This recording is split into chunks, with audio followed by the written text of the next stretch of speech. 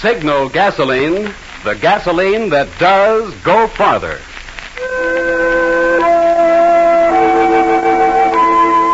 The Signal Oil Company presents The Whistler.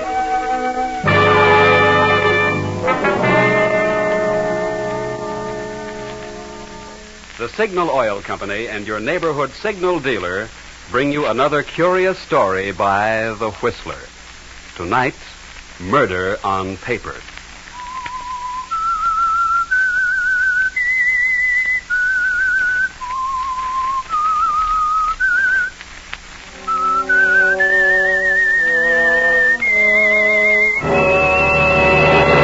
I am the Whistler, and I know many things, for I walk by night. I know many strange tales hidden in the hearts of men and women who stepped into the shadows. Yes, I know the nameless terrors of which they dare not speak.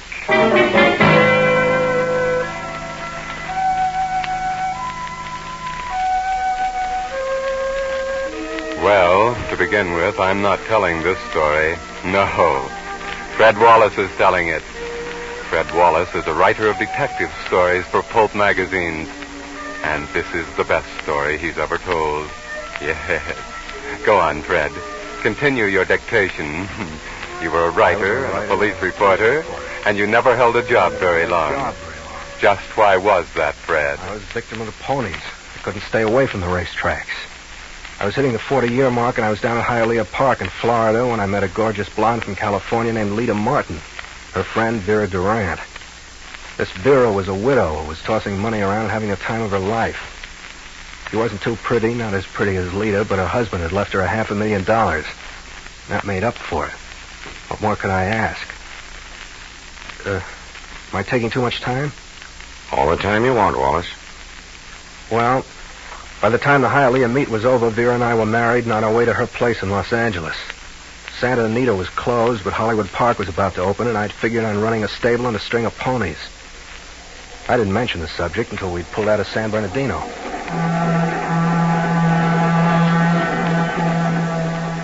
What's the matter with the idea, Vera? I thought you were crazy about horse racing. I had a lot of fun at Hialeah, Fred. I enjoyed watching the horses run. You won some money, didn't you? Little, but I didn't go for that reason. My friend Lita insisted I spend the season in Florida just to get my mind off things. Well, you certainly seem to have a good time. Now that I think of it, it seems silly. It's gambling, and I don't approve of gambling. What? Well, that's certainly news to me. The way you threw down $100 bills, I thought you were an old-timer at it. It was my first time at such a place. Oh, Fred, darling, there's no reason why we can't go to the races once or twice. Once or twice? I know you've been able to get by on your gambling, but you're 40 years old. It's time you settled down and accomplished something in a bona fide business. Business? What do I know about business? But I know horses, and with a good string, I can clean up. Fred, darling, there's no need for you to clean up. All you need to do is learn the business my husband left me, and to be able to take care of that. Oh, a chemical plant. Are you kidding, Vera? I'll speak to Mr. Adamson tomorrow as to the right job to start you on. And you'll find it most exciting when you get into it. Okay, honey, I'll try.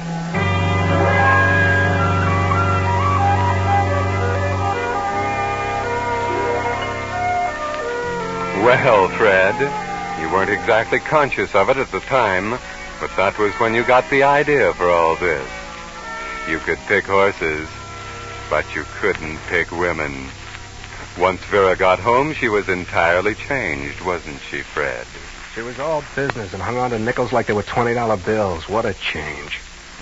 But I went to work in the chemical plant at $75 a week and tried my best to like it. I was bored stiff. And finally, I located a bookie and started playing the horses again. One day, I got a bit too deep, and I borrowed some dough from a guy. When I stalled him a little too long, he threatened me. He was a well-known gangster, and I got frightened. I went home during lunch hour to see if I could wangle some extra dough from Vera. But Vera, honey, $1,000 isn't going to break you. You act like you didn't know where your next meal was coming from. You have a salary of $75 a week, Fred, and a car, and all your living expenses are free. Any sensible person can certainly get along on that. Sensible or not, I need $1,000 now, and I gotta have it. Why? All right. I borrowed that much from a guy to place a little bet, but I picked the wrong guy. He turned out to be a gangster. He's put me on the spot. Oh, don't be so corny on the spot. You won't let me have the money? That's childish nonsense. I'm not kidding. This guy's serious. But do you care? No. You got more money than you can ever use, and what good will it do you? None. You're a cheap little penny pincher. You'd better go, Fred. Back to the plant. What good is your money? No good. You don't enjoy life, and you never will. Please. What good is a lot of money if you can't use it? You might as well have a bunch of rocks in the bank. You're a stingy, selfish, self-centered tightwad, Vera. Do you hear me? Stingy, selfish, and miserable.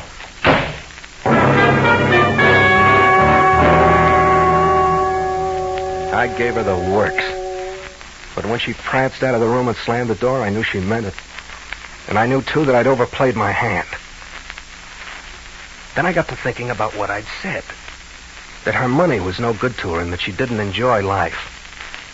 All kinds of dough, and she didn't enjoy life. That's what I was thinking that day on the train. If she didn't enjoy life, why should she go on living?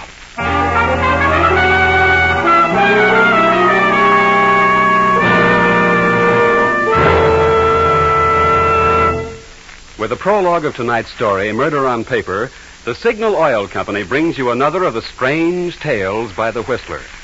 But before we go on with the story, let's consider carbon, that word you hear so often in connection with automobile motors.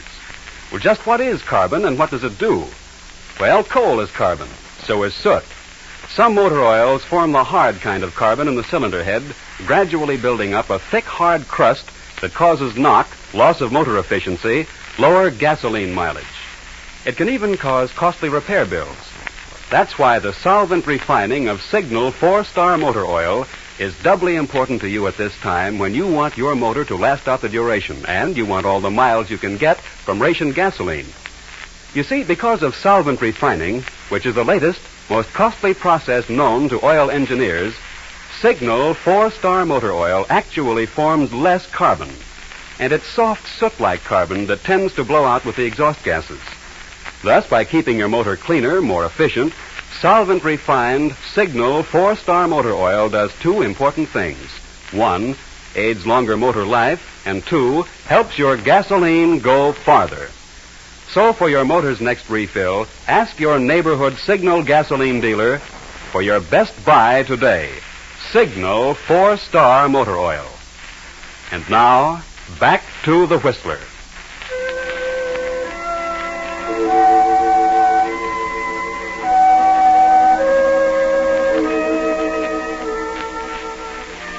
That's when the whole thing crystallized, wasn't it, Fred? It was as clear as a bell.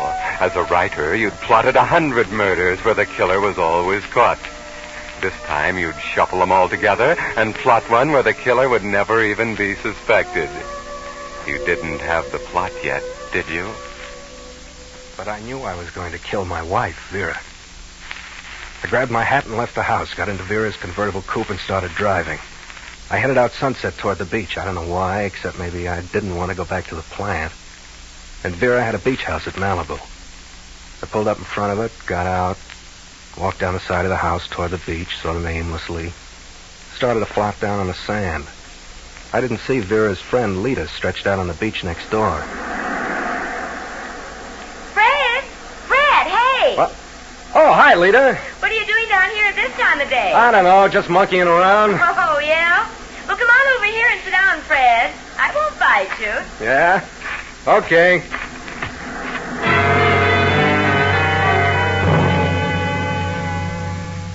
I knew I shouldn't have done it, but I sat down close to her. Too close.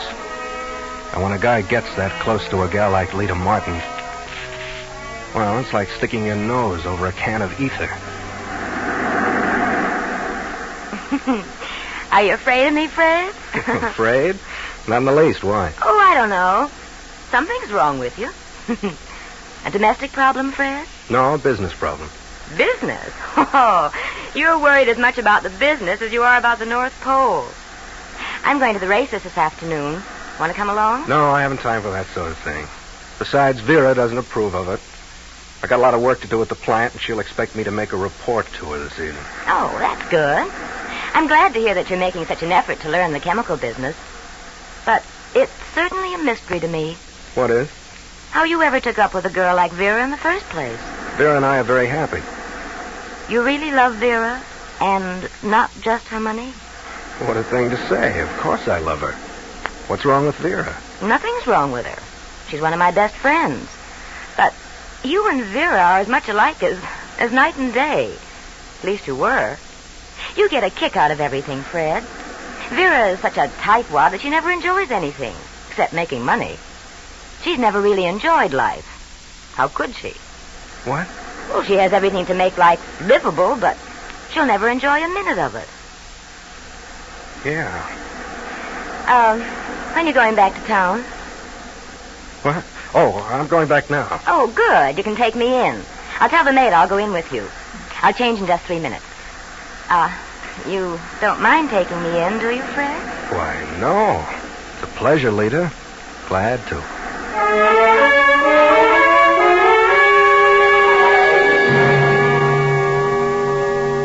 And it was on that ride back from the beach that you got the idea, wasn't it, Fred? A few blocks from the beach, you realized the convertible was pulling hard to the left. You stopped on an incline and found the valve in the right front tire was leaking. You jacked the wheel up to change, but you didn't pull the emergency brake on hard enough. The car slipped off the jack and started to roll. But a call to Lita, and she grabbed the emergency, Fred? That gave me the idea. How to get rid of Vera. She'd planned to go up to her mountain place that evening because the first snow had fallen. A perfect setup. But I needed a witness for what I was going to do, so I worked it so that Vera invited Lita. About an hour before we left, I put the leaky tire back on the wheel, then loosened the bolt on the emergency brake to where it would just barely hold when pulled all the way back. I dropped a couple of sleeping tablets in Vera's tea just before we left. Vera sat in front with me and Lita in the rear with the luggage. After we passed the Crestline turnoff, I picked a spot on a downgrade. I pulled off to the side, facing a 500 or 600 foot drop. I stopped, eased the handbrake back all the way. It held just barely. What's the matter, Fred? I put that tire back on the wheel. I thought I'd fixed it, but it's almost flat again. I can feel it. I'll have to change again. Oh, well, can I help you? Oh, thanks, Lita, but I can handle it. Guess Vera's sound asleep. Hand me the jack and that wrench under your feet. Okay. I left it out because I didn't trust my job on that tire. Thanks, Lita. I'll have it changed in a jiffy. I jacked up the right front wheel till it just barely cleared the ground, removed the hubcap, applied the lug wrench, and I was all set to throw the car in motion. I wanted to get Lita out of the car on the opposite side because she was to be my witness if I needed one. Lita, bring me that flashlight beside you. Guess I'll need your help after all. It's dark out here. Yes, Fred. As Lita slammed the door, I gave a terrific pull on the lug wrench. The car rolled off the jack and went into motion. I yelled just for effect, but it was only a few feet to the edge. The car shot over, hit a ledge about 20 feet below, and then crashed on down to the bottom.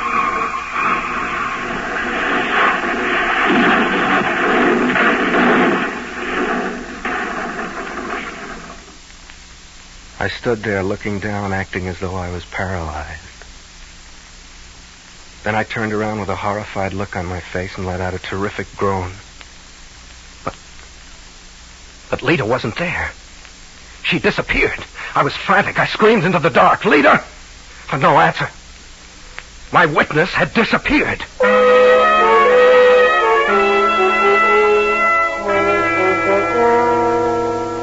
You were terrified, Fred. You stood there trembling in the dark, screaming for Lita, as though she were a mile away. Then it came to you. You grabbed the flashlight and shot it around and down on the ledge below. And there was Lita, on the rocks of the ledge and blood on her face. I knew then how she'd got there. She jumped on the left running board to grab the emergency brake and gone over with the car. That's what I hadn't counted on. Lita wasn't supposed to have touched the brake. Only this afternoon she'd pulled it on. Now, when it didn't work, she'd know for sure that it had been tampered with. She could tell them that the accident was no accident. I picked up a rock, started down to the ledge to give her a good bash on the head.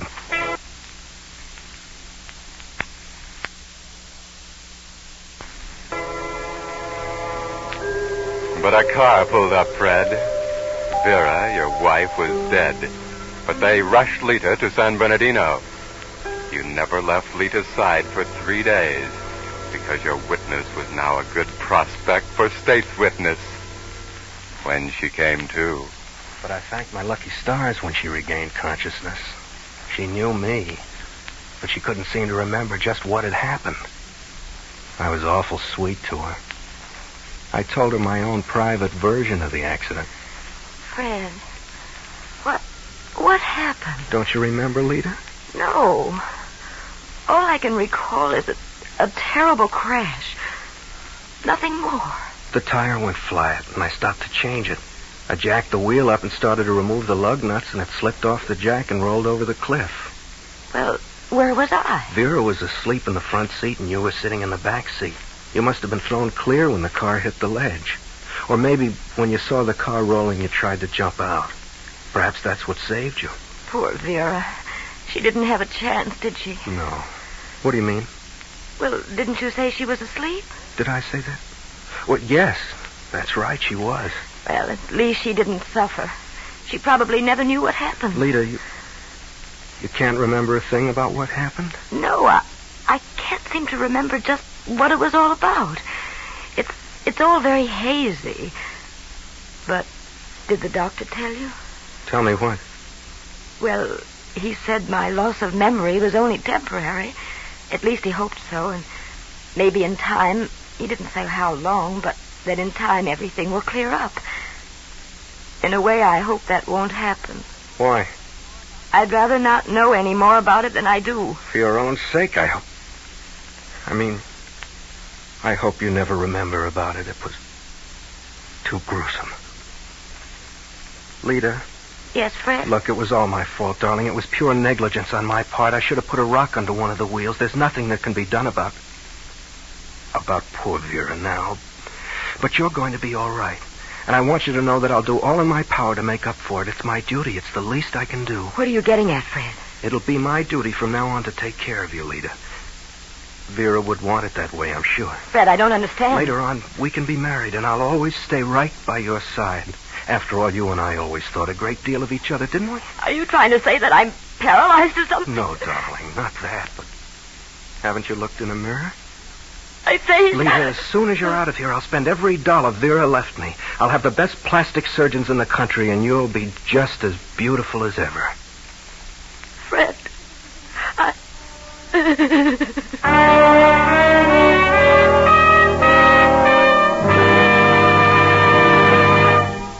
You are listening to The Whistler, brought to you by your friend, the Signal Oil Company, marketers of the famous Signal gasoline, your best buy today.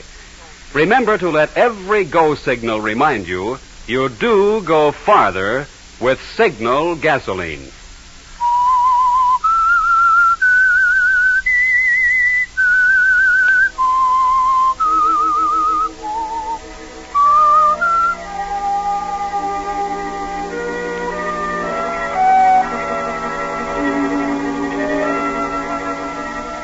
Well, everything Vera had was left to you, wasn't it, Fred?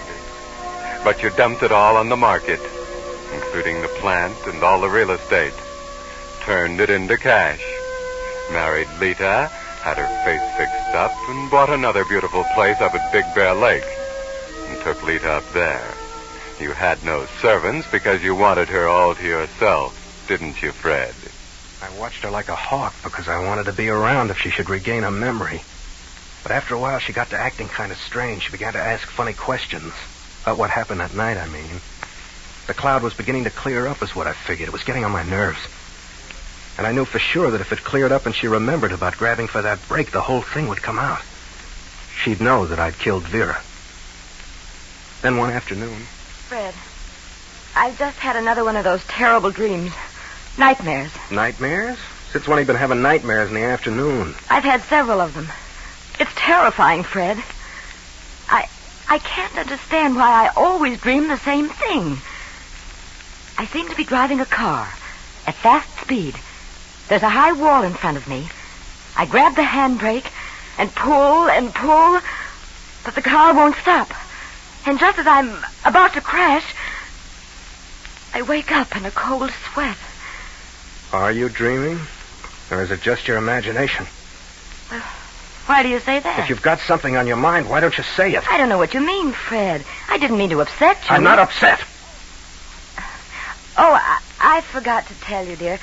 There was a man here to see you this afternoon. Said he'd drop by later. Yeah, what man? He said his name was Jenkins. He owns the garage in the village. Jenkins? What about him? Well, it was something about your brakes. I think he said your brakes were loose. He said he'd come by later. Brakes? I don't know what he's talking about. I've never had my car in his garage. The only connection I had with him was when he hauled that wrecked convertible up the... What's the matter, Fred? There's nothing. Maybe I'd better run down to the village and see Jenkins. Why? How do I know until I get there?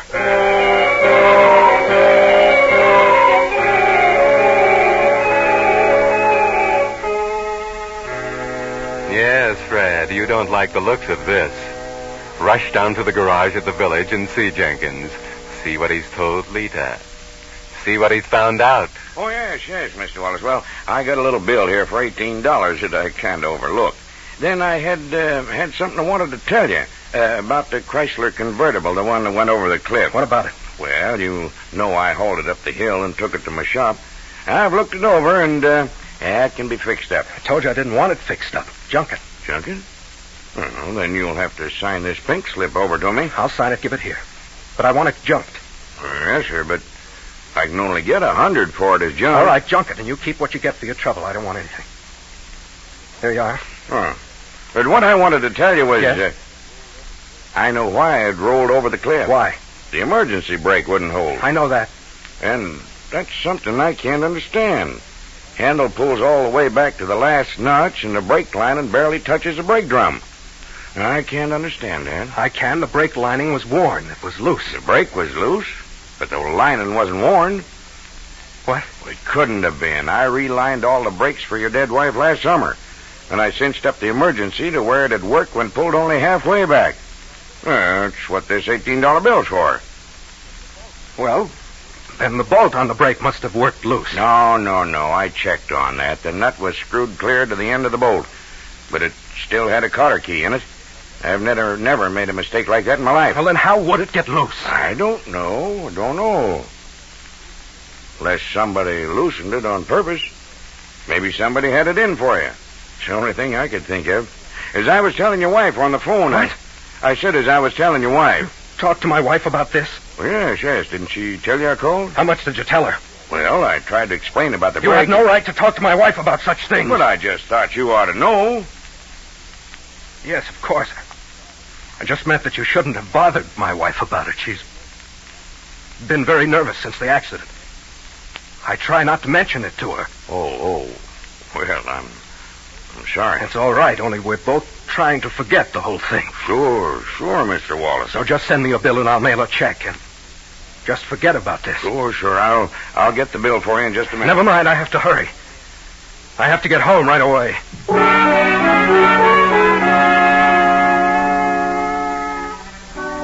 Well, Fred, Jenkins stumbled onto the evidence, didn't he?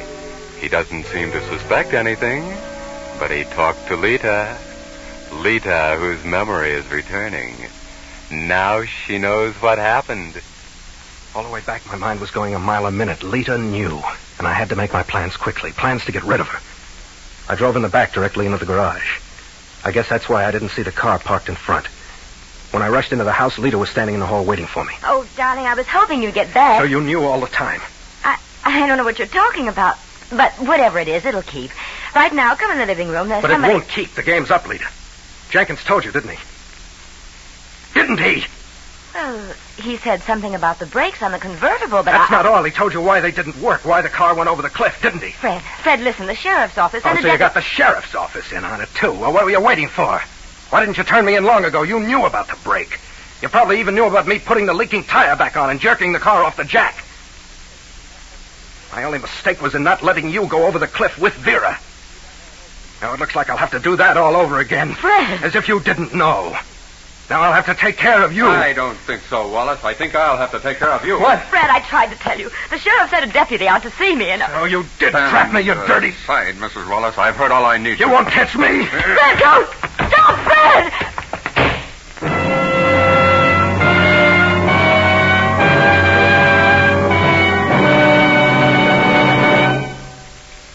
The Whistler will bring you the rest of the strange story in just a moment.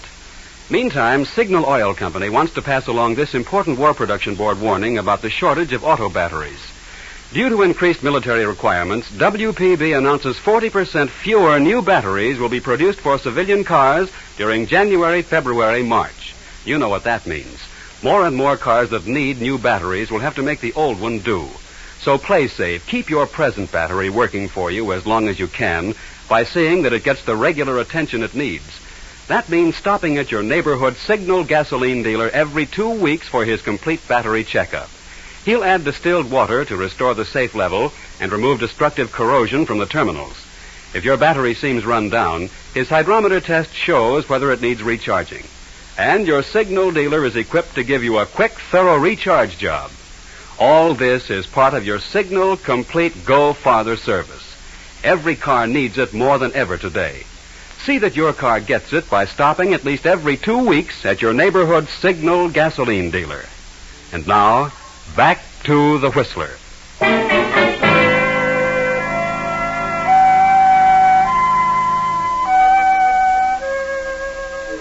And what happened then, Fred, after you ran out the door? I saw the deputy's car, but I didn't see the other guy, the driver, until I ran past and there was a gun in my face. I took a wild poke at him, but he just slapped me on the side of the head with the gun barrel.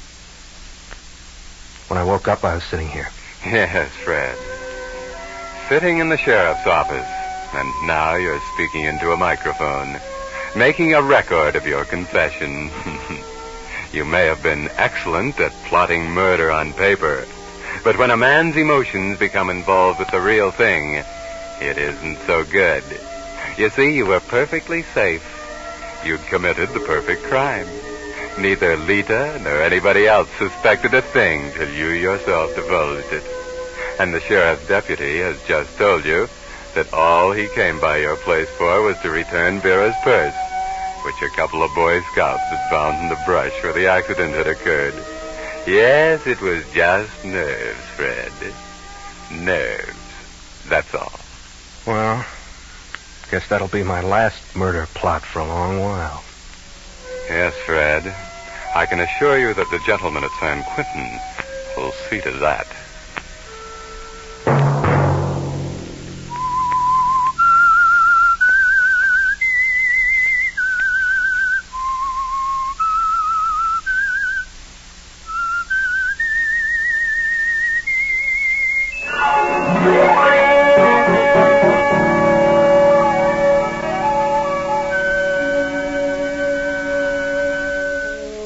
Next Monday at 9 o'clock, the Whistler will bring you another strange tale, the curious story of Murder is Legal.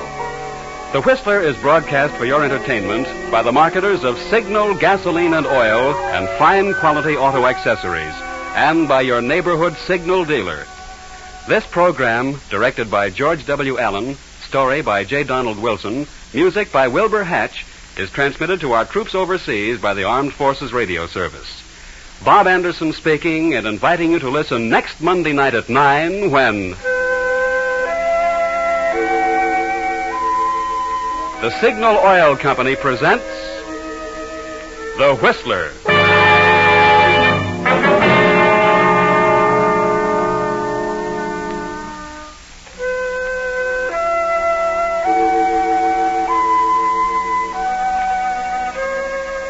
This is CBS, the Columbia Broadcasting System.